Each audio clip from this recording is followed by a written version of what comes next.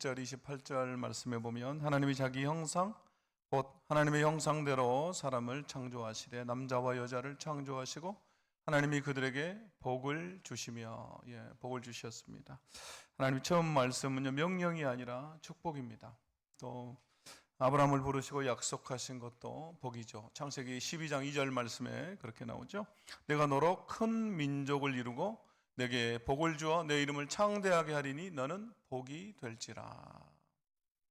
그리고 이 복은요, 예수 그리스도 안에서 완성이 됩니다. 에베소서 1장 3절에 보니까 그렇게 나오는데요. 찬송하리로다 하나님과 우리 주 예수 그리스도의 아버지께서 그리스도 안에서 하늘에 속한 모든 신령한 복을 우리에게 주시되, 이렇게 나오죠. 그리스도 안에서 우리에게 신령한 복을 주신다, 이렇게 말합니다. 여기 나온 이 신령한이라는 말은 우리가 아는 산신령 같은, 점쟁이 같은 그런 말이 아니라 영적이다, 그런 말입니다. 영적인, 푸니마티코스라고 하는 영적인 복을 말하고 있습니다. 하나님은 예수 그리스도 안에서 우리에게 모든 영적인 복을 주신다라는 것입니다. 그러므로 우리가 진짜 사모하고 기대해야 할 복은 바로 어떤 복입니까? 영적인 복이죠. 영적인 복. 우리가 영적인 복을 누릴 때 먼저 우리 영혼이 잘 되는 것이고, 그리고 우리 영혼이 잘 되면 또 범사가 여러분 잘 됩니다. 우리가 하는 일이 형통하게 되는 것입니다. 그리고 또한 우리가 강건하게 되죠. 그래서 요한 3서에서 그렇게 말합니다. 사랑하는 자여 내 영혼이 잘됨 같이, 먼저 영혼이 잘 돼야 된다라고 말하죠. 그리고 내가 범사에 잘 되고, 두 번째가 범사가 잘 되는 것이고, 이어서 강건하기를, 육체적으로도 건강하게 되는 것입니다. 여러분, 이것이 영적인 원리고 순서입니다. 그렇기 때문에 먼저 내 영혼이 잘 돼야 돼요. 그래야 여러분 우리 하는 일도 잘 되는 것이고 육신도 강건하게 되는 것입니다. 그러므로 여러분 올 한 해도 하나님이 주시는 복을 우리가 사모하되 무엇보다 영적인 복을 더 사모하는 저 여러분이 되어야 할 줄로 믿습니다. 그러게 되기를 주의 이름으로 축원합니다. 여러분 작년에도 그렇고 올해도 처음 시작을 선교사님들 영상으로 시작을 하고 있는데요.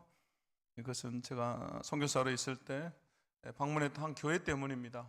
제가 작년에도 그 말씀을 드렸는데 물론 여러분 다 잊어버리셨겠지만, 제가 선교사로 있을 때 새 첫 주일 예배를 방문했던 교회에서 우리처럼 선교사님들 영상을 이렇게 틀어주는 거예요. 근데 제가 그때 너무 감동이 됐습니다.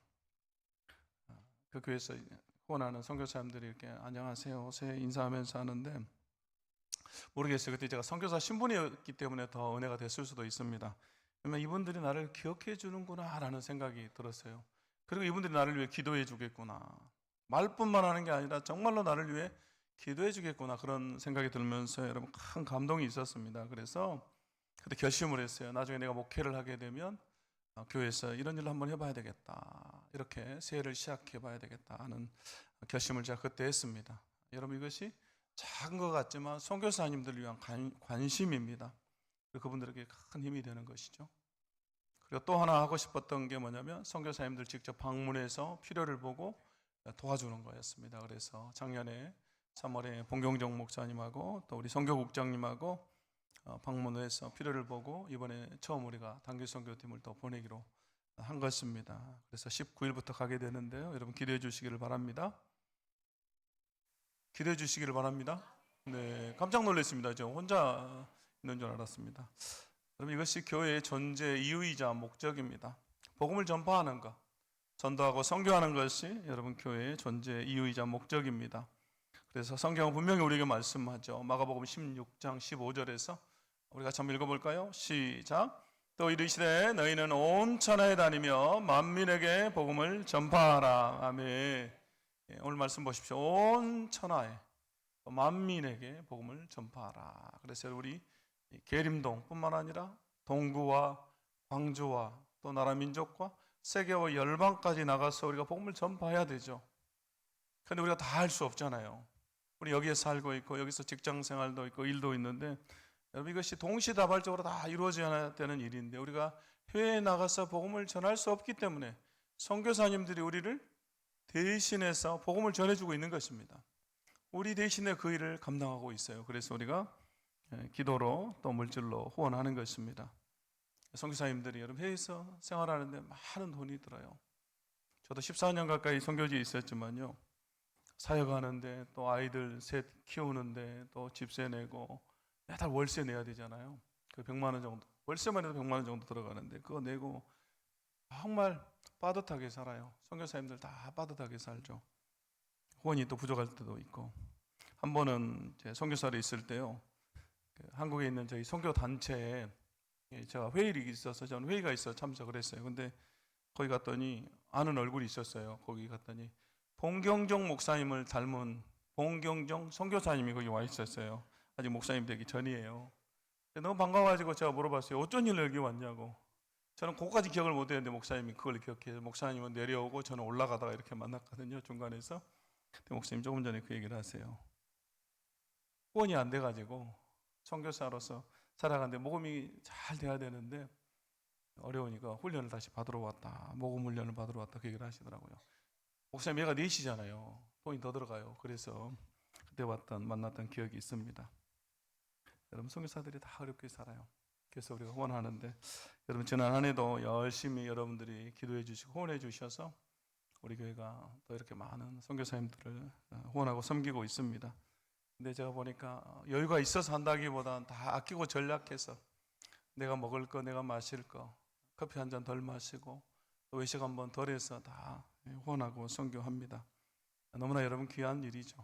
바라기는 우리 교인들 모두가 조금이라도 단돈 10,000원이라도 내가 선교에 참여해야 되겠다. 내가 가야 되는데 저분들이 내 대신 가 있구나. 여러분 생각하면서 후원해 주시기를 바랍니다. 그래서 여러분 이렇게 영상 보면요, 우리 교회에서 후원하는 분들이 저런 분이구나. 주보에 있는데 여러분 보시면 캄보디아에 저분이 있구나. 저도 얼굴 잊어버릴 뻔했는데 오늘 또 보니까 얼굴이 또 기억이 나세요. 맞아요.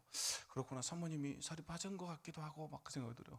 그때 뵀을 때는 또 통통하셨는데 한국에서 뵐 땐 그 생각도 들고. 또 선교사님 요즘 이번에 일본에 계신 선교사님도 캠퍼스와 교회 사역을 시작했구나. 기도해달라고 하는 또 생각이 나고 우리가 아는 거예요. 저분들이 요즘 어떻게 사역하고 있구나. 저분들이 이분이었구나. 일본에서, 캄보디아에서, 멕시코에서 사역하는 분이 이분이었구나. 알고 기도하고 후원하게 되는 것입니다. 그래서 여러분 우리 교회가 더 선교하고 전도하는 그런 교회가 되기를 주의 이름으로 축원합니다. 또 여러분 오후에도 백성주 선교사님 파송 예배가 있습니다. 여러분 오셔서 함께 격려해 주시기를 바랍니다. 백성주 선교사님은 저희 제자이면서 우리 교회 청년부 출신입니다. 제가 대학생 때 전도를 했어요. 제가 해성교회를 와보니까 좀 21살 때부터 제가 우리 교회 다녔다고 그랬잖아요. 30년 가까이 다니고 있는데 제가 보니까 너무 좋은 교회예요. 그래서 제 제자들도 이 교회를 같이 다니면 참 좋겠다. 우리 신앙생활에 좋은 교회를 만나는 게 여러분 복입니다. 그렇죠? 우리 신앙생활의 방황이 끝나잖아요. 그리고 또 우리 믿음이 성장해요. 그래서 이런 좋은 교회 소개하면 좋겠다. 그래서 너도 우리 교회로 와라. 그렇게 해서 우리 교회를 다니다가 또 간사님으로 헌신해서 사역하고 또 서울에서 사역하시다가 신학 공부 마치고 이제 레바논으로 내일 출국하게 됩니다. 이미 사모님이랑 나갔다가 본인만 또 일이 있어서 들어와서 이제 마무리하고 다시 들어가시게 되는데요. 레바논은 이스라엘 위에 있습니다. 오후 예배 때 본인이 소개하겠지만 저는 무서워서 못 갈 것 같아요. 이스라엘 하마스 계속해서 끊이지 않는 전쟁이 있잖아요. 중동에 얼마나 시끄럽습니까? 레바논으로 간다고 하니까 또 부르심이 있어서 가는데 또 교회에서 파송할 수 있어서 또 너무 은혜가 됩니다. 여러분 함께 격려해 주셨으면 좋겠습니다. 자, 2026년 한 해가 시작이 되었습니다. 우리가 새해와 함께 많은 것들을 다짐하고 결심합니다. 이걸 해봐야겠다. 또 이건 하지 말아야겠다. 이런 결심들을 하는데요. 그러나 우리에게 그 어떤 다짐보다 결심보다 중요하고 필요한 것이 있다면 그것은 올해도 내가 하나님을 더 의지해야겠다. 내가 하나님을 더 신뢰하겠다. 오직 그분께 맡겨야겠다. 여러분 아멘 할 때까지 내가 하나님을 더 의지해야겠다. 하나님을 더 신뢰해야겠다. 그분께 맡겨야겠다. 라는 다짐과 결단인 줄로 믿습니다. 이게 중요하죠. 하나님만 의지하겠다는 결단이 여러분 너무너무 중요해요. 믿습니까? 여러분, 일본의 신학자이자 기독교 사상가인 우찌무라 간조가요, 신념과 결심이라고 하는 칼럼에서 이런 말을 했습니다. 성도의 결심은 오직 하나님께 맡기는 것 뿐이어야 합니다. 해가 오거나 해가 가거나 모든 일을 이루시는 분은 하나님이십니다. 그러므로 다만 하나님께 더욱 의지할 뿐입니다. 이렇게 말했어요. 여러분, 해가 오거나 해가 가거나 이루시는 분은 하나님이시잖아요. 그러므로 우리가 하나님을 더 의지하고 함께 맡기는 것입니다. 여러분, 올해도 우리가 해야 될 일은 주님께 맡기는 것입니다. 그래서 여러분, 나의 염려와 걱정과 근심과 또 가정도 우리 자녀도 사업도 일터도 다 주께 맡겨야 할 줄로 믿습니다. 맡겨야 할 줄로 믿습니다. 베드로전서 5장 7절에서 이렇게 말씀해요. 함께 읽겠습니다. 시작. 염려를 다 주께 맡기라. 이는 그가 너희를 돌보심이라. 아멘. 너 염려를 다 주께 맡기라. 이는 그가 너희를 돌보심이라. 라고 말씀하죠. 목욕탕이나 사우나에 가면 뭐라고 적어졌습니까? 맡기지 않은 물건은 책임지지 않습니다. 주인배. 이렇게 돼 있잖아요. 맡겨야 책임져 준다. 우리가 주님께 맡겨야 돼요. 그러면 주님이 책임져 주세요. 왜냐하면 그분이 우리를 돌보심이라. 그가 너희를 돌보시기 때문이다 라고 말하죠. 여기 이 돌보다 라고 하는 뜻은 관심을 갖다 보살피다, 그런 뜻이에요. 하나님께서 우리를 관심을 갖고 보살펴 주시기 때문에 우리는 그분께 맡길 수가 있는 것입니다. 그분이 우리를 보살펴 주시기 때문에 우리가 맡길 수가 있는 것이죠. 그리고 그분께 맡긴다라고 하는 것이 여러분 결국 의지한다 그 말이에요. 그럼 맡기는 것이 의지하는 거죠. 누군가를 여러분 내가 신뢰하고 의지할 때 맡길 수가 있는 거예요. 내가 신뢰하지 않는 사람, 의지하지 않는 사람에게 여러분 어떻게 맡길 수가 있겠어요? 결국 우리가 주님께 맡기면, 그리고 의지하면 주님이 돌봐주시고 또한 주님이 이루어 주십니다. 그분이 능력의 주님이시기 때문에 그분이 이루어 주세요. 믿습니까?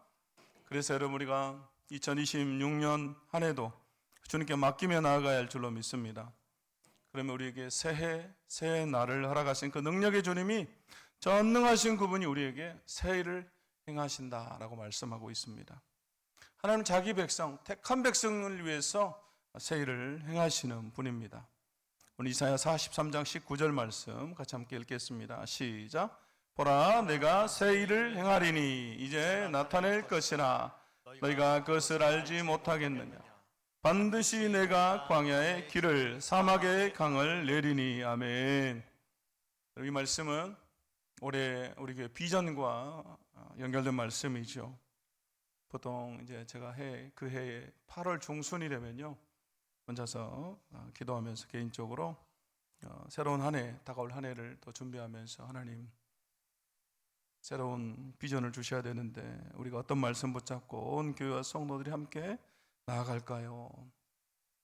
기도하면서 나가는데 작년에 8월에도 기도하면서 준비한 하나님 이 말씀을 주셨어요.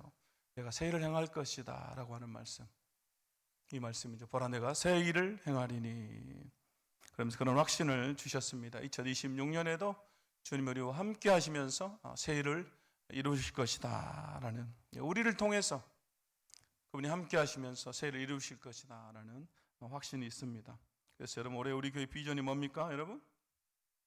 네, 왼쪽에 있죠? 같이 한번 읽어보겠습니다. 시작.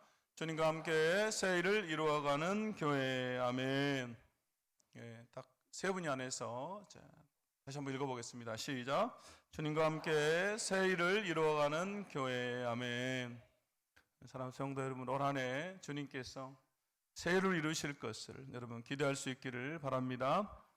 그래서 여러분 교회뿐만 아니라 내 가정에서도 또 내 교구와 목장에서도 내가 섬기는 부서에서도 또 내가 섬기는 주일학교에서도 더 나아가서 내 직장과 일터에서도 내 사업주에서도 하나님이 나와 함께 하시면서 어떤 새 일을 이룰 것인가, 하나님 내 삶을 통해서 도대체 어떤 역사를 이루어 주실 것인가, 그것을 기대하고 바라고 꿈꾸는 우리 모두가 되기를 원합니다. 여러분 꿈꿔야 돼요. 저는 꿈을 꿉니다. 올해 하나님께서 어떤 일을 이루실 것인가, 이루실 새 일을 기대하고요. 또 4년 후, 5년 후에, 또 10년 후에 하나님께서 우리 교회를 통해서 이루실 그 일들을 계속해서 꿈꾸고 있어요. 여러분, 꿈은 잠잘 때 꾸는 것이 아니라 우리를 잠 못 들게 하는 것입니다. 저는 꿈이 있으면 잠을 잘 수가 없는 거예요.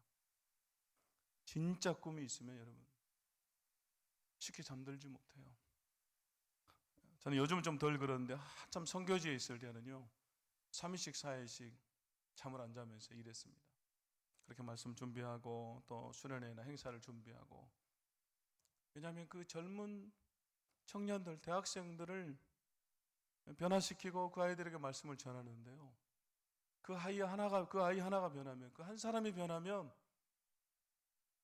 14억이나 되는 인구들 중에서 수만 명이 죽게 돌아온다라는 그 확신들이 들기 때문에, 그 한 영혼 때문에 얼마나 많은 영혼이 돌아올까라는 생각을 하기 때문에요, 그 꿈이 있기 때문에 쉽게 잠들지를 못했어요. 그래서 행사가 있고 그러면 3일 동안, 3박 4일 동안 한숨도 안 자고 프로그램을 다 체크하고 분 단위로 체크해요. 그리고 또 말씀 준비하고, 그러면 주위에서 젊은 간사들이랑 저한테 물어봐요. 사역자들이 왜 잠을 안 자냐고. 그때 제가 그랬어요. 꿈 때문에 잠을 잘 수가 없다고. 잠을 잘 수가 없다, 그렇게 말했습니다. 여러분, 우리가 꿈꾸는 게 중요합니다. 우리가 소원해야 돼요. 하나님 우리에게 새로운 소원을 두고 새 일을 행하십니다. 먼저 우리 마음속에 주님이 새 소원을 주시는 거예요. 그래서 빌립보서 2장 13절에서 그렇게 말씀하시죠. 함께 읽겠습니다. 시작. 너희 안에서 행하시는 이는 하나님이시니 자기의 기쁘신 뜻을 위하여 너희에게 소원을 두고 행하게 하시나니. 아멘. 오늘 말씀 보십시오. 너희에게 소원을 두고 행하게 하신다. 소원을 주신다. 저도 이렇게 사역을 쭉 하면서 보니까 그래요. 제가 우리 교회 부교육자로 있을 때도 주일학교에서 또 청년부에서 사역할 때 보면 하나님이 이 소원을 주세요. 올 한해 내가 어떻게 이 부서를 부흥시킬 것인가, 그 소원을 주세요. 올해는 몇 명이 모이게 해야 되겠다. 중등부에 100명을 모이게 해야 되겠다. 청년부에 몇 명을 모이게 해야 돼. 그 소원을 주세요. 그리고 꿈꾸게 하세요. 그리고 기도하게 하세요. 또 선교지에서도 마찬가지예요. 사역에 대한 꿈을 꾸게 하세요. 이 대학생들, 젊은이들을 꿈꾸게 하시고, 그 한 영혼이 변화되는 꿈, 그들이 선교사로 헌신하고 올해 몇 명이 사역자로 세워질 것들을 계속해서 하나님 꿈꾸게 하셨어요. 그리고 기도하게 하시고. 여러분, 결국 생각해 보면요, 기도가 먼저가 아니라 소원이 먼저예요. 소원. 여러분, 꿈꾸는 게 먼저입니다. 꿈과 소원이 하나님을 기쁘시게 하면요, 그리고 기도하면 하나님 반드시 이루어 주세요. 오늘 빌립보서 2장 13절이 그 말씀이에요. 그래서 여러분, 우리가 먼저 이 꿈, 소원을 가져야 됩니다. 우리는 꿈을 꿔야 돼요. 소원이 있어야 됩니다. 그럼 바라는 게 있어야 돼요.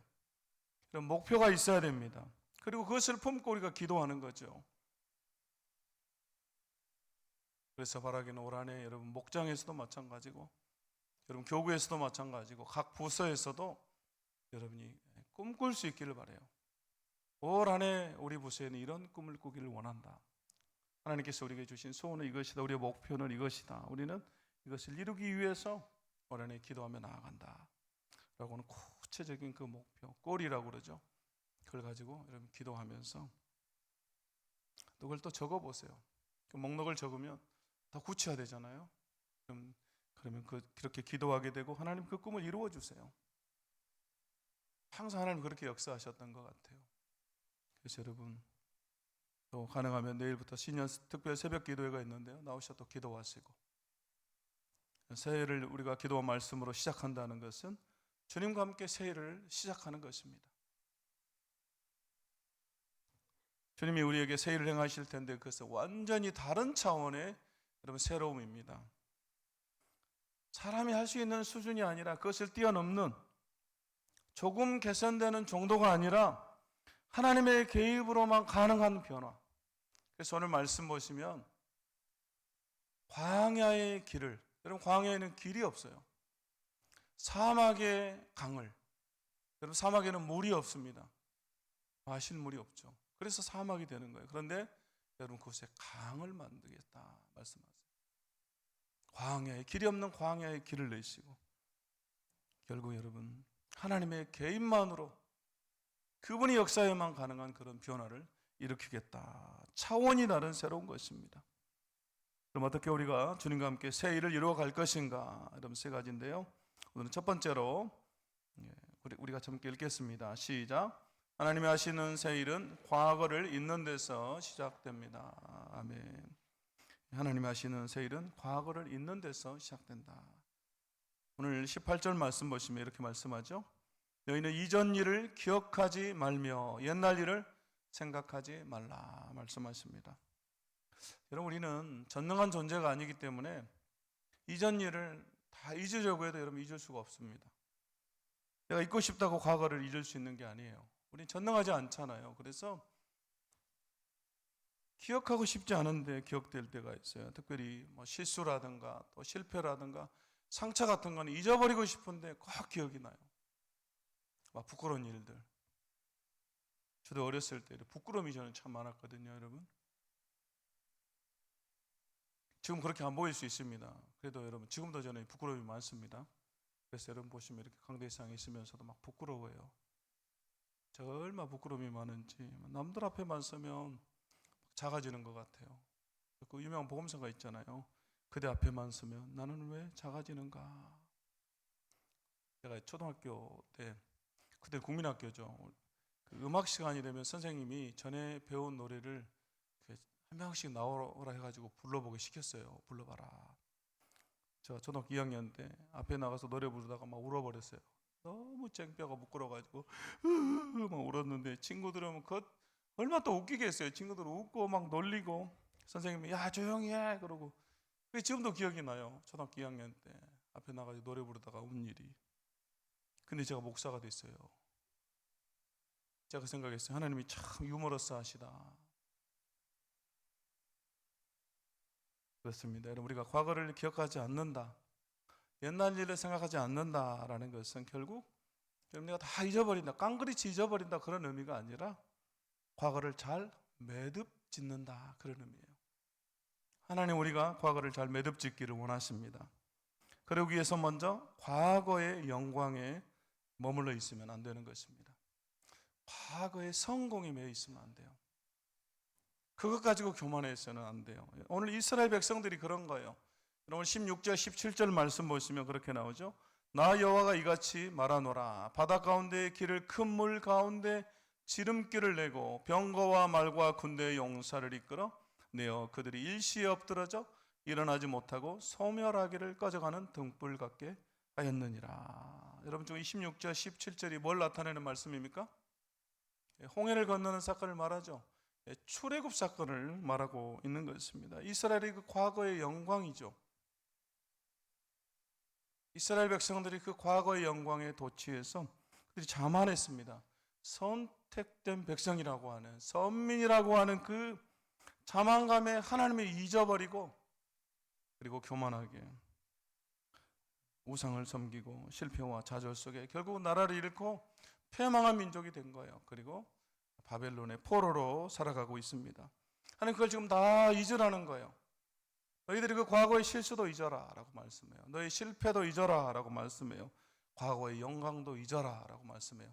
하나님의 은혜, 하나님 하신 일을 잊어버리라는 게 아니라 과거의 너희 그 교만함 그걸 잊어라는 거예요. 그걸 내려놓으라는 것입니다. 그래야 너희가 앞으로 나아갈 수 있다라는 거예요. 너희가 새 일을 경험하게 된다라는 것이죠. 결국 과거에 얽매이지 말라는 것입니다. 과거에 얽매이지 말아라. 하나님 우리가 과거의 일에 얽매여 살기를 원하지 않으십니다. 우리가 과거의 이전 일에 묶여 있으면 전진할 수가 없어요. 새 일을 경험할 수가 없습니다. 그러므로 새 일을 행하신 하나님을 경험하기 위해서는 과거의 사슬을 끊고 우리가 출발선에 서야 하는 것입니다. 이제 2026년도 우리가 새롭게 시작했잖아요. 그렇기 때문에 과거의 사슬을 우리가 끊어야죠. 그래야 앞을 향해 나아갈 수가 있는 것입니다. 그럼 어떻게 우리가 과거의 사슬을 끊고 출발선에 설 것인가? 어떻게 과거를 잘 매듭 지을 것인가? 여러분 그것은 바로 과거를 은혜로 기억하는 것입니다. 과거를 감사로 기억하는 것이에요. 그럼 제가 이 말씀을 지금 세 번째 드리고 있습니다. 지난 주일에 한 번 드렸고 송구 영신 예배 때 했고 그리고 지금 또 세 번째 하고 있습니다. 우리 같이 한번 읽어볼까요? 함께 지금 자막이 나왔으면 함께 읽겠습니다. 시작. 내일을 준비하는 가장 안전한 방법은 어제를 은혜로 기억하는 것입니다. 아멘. 예, 과거를 어제를 은혜로 기억하라는 거예요. 결국 우리의 생각을 바꾸고 여러분 시선을 바꾸라는 것이죠. 여러분 창세기 37장에 보면 요셉의 형들이 요셉을 파는 내용이 나옵니다. 근데 제가 이 창세기 내용을 쭉 읽는데요. 어느 날 이 37장에 와서 그런 생각이 좀 들었습니다. 이 요셉의 형들이 제정신이 아닌 거예요. 성경이 제정신이 아니다 그렇게 기록되어 있지 않습니다. 근데 25절을 읽는데 제가 깜짝 놀랐어요. 요즘 말로 하면 사이코 같은 막 그런 느낌이 드는 거예요. 25절 보십시오. 그들이 앉아 음식을 먹다가 이렇게 나오죠. 요셉 형들이 음식을 먹고 있는 거예요. 근데 23절과 24절 그 앞에 보면요. 어떤 내용이 기록되어 있냐면 보시면 이렇게 나옵니다. 요셉이 형들에게 이르매 그의 형들이 요셉의 옷을 옷 그가 입은 채색 옷을 벗기고 그를 잡아 구덩이에 던지니 그 구덩이는 빈 것이라 그 속에 물이 없었더라. 형들이 요셉을 보고 죽이기로 결의하고 지금 동생의 옷을 채색 옷을 벗기고 구덩이에 지금 던져버린 거예요. 좀 이따 동생을 죽이려고. 지금 형들이 이렇게 하고서는 지금 25절에서 지금 어떻게 하고 있습니까? 뭘 먹고 있어요? 네, 밥 먹고 있어요. 밥 먹고 앉아가지고 식사를 하고 있어요. 제정신이 아니잖아요. 동생 요셉은 지금 구덩이에서 얼마나 여러분 애원하겠습니까? 살려달라고. 동생의 애원하는 소리가 들리겠죠. 형 미안해, 형 잘못했어, 내가 잘못했어 막 우는 소리가 들리겠죠. 근데 거기 앉아서 형들은 밥 먹고 있는 거예요. 제가 보면서 야, 이 형들이 정말 제정신이 아니구나 그런 생각이 들었어요. 여러분 그 직접 당하고 있는 요셉의 입장에서 얼마나 큰 상처가 될까요? 여러분 이가 갈릴 것 같아요. 저 같으면 내가 형들 용서하나 봐라, 평생 용서 안 하고 복수할 거야 이런 생각이 들겠죠. 그런데 여러분 창세기 45장에 가면 가나안 땅 흉년이 들어서 그 형들이 애굽에 양식을 구하러 와요. 그때 요셉이 형들과 상봉하면서 뭐라고 말합니까? 4절에서 5절 보시면 요셉이 형들에게 이르되 내게로 가까이 오소서. 그들이 가까이 가니 이르되 나는 당신들의 아우 요셉이니 당신들이 애굽의 판자라. 당신들이 나를 이곳에 팔았다고 해서 근심하지 마소서, 한탄하지 마소서. 함께 읽겠습니다. 하나님이 생명을 구원하시려고 나를 당신들보다 먼저 보내셨나이다. 아멘. 여러분 요셉이 자신의 아픈 과거를 어떻게 잊습니까? 과거를 여러분 어떻게 매듭 짓습니까? 나를 이곳에 보내신 분은, 보낸 사람은 형들이 아니라 누구예요? 하나님이다 라고 말하죠. 하나님이 나를 먼저 보냈다라고 과거를 재해석하죠. 하나님이 하신 일로 아픈 과거를 하나님의 은혜로 기억해요. 그렇기 때문에 여러분 상처투성인 과거가 감사가 되는 거예요. 그리고 그걸 잊을 수가 있는 것이죠. 여러분 우리가 과거를 잊을 수는 없습니다. 우리가 과거를 변화시킬 수가 없습니다. 그러나 과거를 재해석할 수는 있습니다. 우리가 과거를 바꿀 수는 없지만 과거를 바라보는 생각과 시선은 바꿀 수가 있어요. 여러분 이미 지나가버린 과거를 우리가 어떻게 바꿉니까? 그러나 우리의 해석을 바꿀 수 있고 우리의 생각을 바꿀 수 있고 우리의 시선을 바꿀 수 있다라는 것입니다. 요셉이 그런 거잖아요. 아, 하나님이 하셨구나. 하나님이 나를 이곳에 보내셨구나. 하나님의 섭리고 하나님의 은혜구나라고 자신의 과거를 재해석한 거죠. 은혜로 해석한 것입니다. 은혜로 기억해요. 그렇기 때문에 그는 고난 속에서도 자신의 과거를 돌아보며 하나님의 은혜의 섭리를 깨닫고 자신의 상처를 통해 많은 사람들을 여러분 구원하는, 또 가족을 구원하는 도구로 쓰임을 받는 것입니다. 여러분 과거를 은혜로 기억하는 것, 감사로 기억하는 것, 여러분 결국 이것이 우리가 과거를 잊는 방법입니다. 하나님 과거를 잊게 하는 방법이에요. 그래야만 과거가 재해석이 되는 것이고 새로운 생각과 시선으로 우리가 바라볼 수가 있는 것입니다. 그리고 그런 우리를 통해서 하나님은 새 일을 시작하십니다. 우리 이스라엘 백성들에게도 이 말씀을 하시는 거예요. 네, 과거를 다시 한번 새롭게 해석해라. 그리고 새롭게 출발선에 서라 라고 말씀하십니다. 그래야 너희가 앞을 향해 나갈 수 있다. 내가 너희를 향해 새 일을 행할 것이다 말씀하고 있습니다. 그러므로 오늘 말씀 기억하면서 우리가 과거를 은혜로 기억하는, 감사로 기억하는 우리 모두가 될 수 있기를 주의 이름으로 축원합니다. 축원합니다. 이제 오늘 말씀 여기까지 하고요. 두 번째, 세 번째는 다음 주에 하도록 하겠습니다. 함께 나의 가는 길 찬양하겠습니다.